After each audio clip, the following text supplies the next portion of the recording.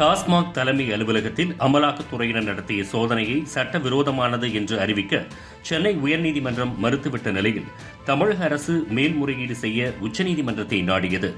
உச்சநீதிமன்றத்தின் உத்தரவை கொண்டாடிய திமுகவுக்கு தற்போது அதிர்ச்சியை கொடுத்துள்ளது. டாஸ்மாக் தலைமை அலுவலகத்தில் கடந்த மார்ச் மாதம் 60 மணி நேரத்திற்கு மேலாக அமலாக்கத்துறையினர் சோதனை நடத்தினர்.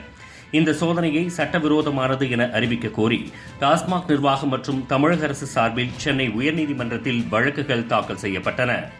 டாஸ்மாக் தலைமை அலுவலகத்தில் கடந்த மார்ச் மாதம் 60 மணி நேரத்திற்கு மேலாக அமலாக்கத்துறையினர் சோதனை நடத்தினர். இந்த சோதனையை சட்டவிரோதமானது என அறிவிக்க கோரி டாஸ்மாக் நிர்வாகம் மற்றும் தமிழக அரசு சார்பில் சென்னை உயர்நீதிமன்றத்தில் வழக்குகள் தாக்கல் செய்யப்பட்டன. கடந்த மாதம் இந்த வழக்கின் இறுதி விசாரணை நடைபெற்றது. சட்டவிரோத பணப்பரிமாற்ற குற்றம் என்பது நாட்டு மக்களுக்கு எதிரான குற்றம் என்று தெரிவித்த நீதிமன்றம் தமிழக அரசும் டாஸ்மாக் நிர்வாகமும் தாக்கல் செய்த வழக்குகளை தள்ளுபடி செய்து உத்தரவிட்டனர். மேலும் அமலாக்கத்துறை சட்டப்படி தொடர்ந்து விசாரணை நடத்த அனுமதி அளித்தும் நீதிபதிகள் உத்தரவிட்டனர். இதை எதிர்த்து அமலாக்கத்துறை ரெய்டு மற்றும் அதனை தொடர்ந்த சட்ட நடவடிக்கைகள் குறித்து தமிழக அரசு மற்றும் டாஸ்மாக் நிர்வாகம் உச்சநீதிமன்றத்தில் மேல்முறையீடு செய்திருந்தது.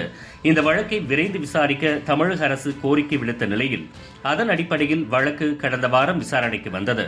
அப்போது டாஸ்மாக் சோதனை வழக்கில் அமலாக்கத்துறைக்கு உச்சநீதிமன்றம் கண்டனம் தெரிவித்துள்ளது.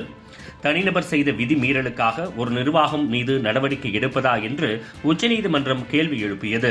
முறைகேடு நடந்தது என்றால் சம்பந்தப்பட்ட தனிநபர்களுக்கு எதிராக வழக்கு பதிவு செய்து விசாரணை நடத்தலாம் என்றும், ஒட்டுமொத்த அரசு நிறுவனத்தையும் எப்படி விசாரிக்க முயல்வீர்கள் என்றும் கேள்வி எழுப்பினர். மேலும் அமலாக்கத்துறையினர் வரம்பு மீறி விதிகளை செயல்படுத்துவதாகவும் கூட்டாட்சி தத்துவத்திற்கு எதிராக இருப்பதாகவும் உச்சநீதிமன்ற நீதிபதிகள் குறிப்பிட்டனர்.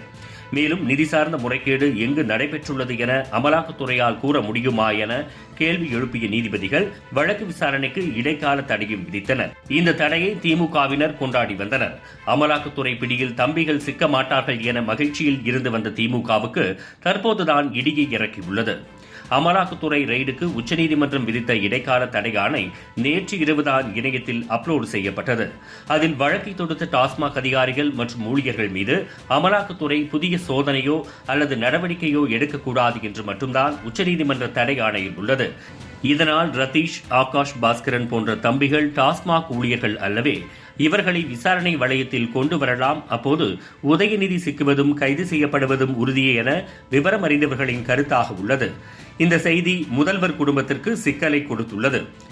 என்னதான் இடைக்கால தடையை கொண்டாடினாலும் மேல் நடவடிக்கை என்பது டாஸ்மாக் அதிகாரிகளுக்கு மட்டுமே தவிர உதயநிதியின் நண்பர்களுக்கு இல்லை என்பதால் மீண்டும் டெல்லியில் உதவியை நாடலாமா என்ற யோசனையில் இறங்கியுள்ளாராம். இதுபோன்று முக்கிய நிகழ்வுகள், அரசியல் தகவல்களை ஆழமாகவும் மாறுபட்ட கோணத்திலும் அறிந்து கொள்ள மறக்காமல் உங்கள் IND தமிழ் 24/7 பக்கத்தை பின்பற்றிக் கொள்ளவும். உங்கள் ஒவ்வொரு ஆதரவும் இதுபோன்று பல நிகழ்வுகளின் பின்னணியை அறிய உதவும்.